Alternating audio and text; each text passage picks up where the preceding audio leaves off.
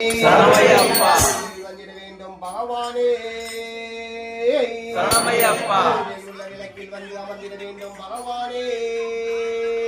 சரணமையப்பா பஜனையில் வந்திட வேண்டும் பகவானே. பங்காளனே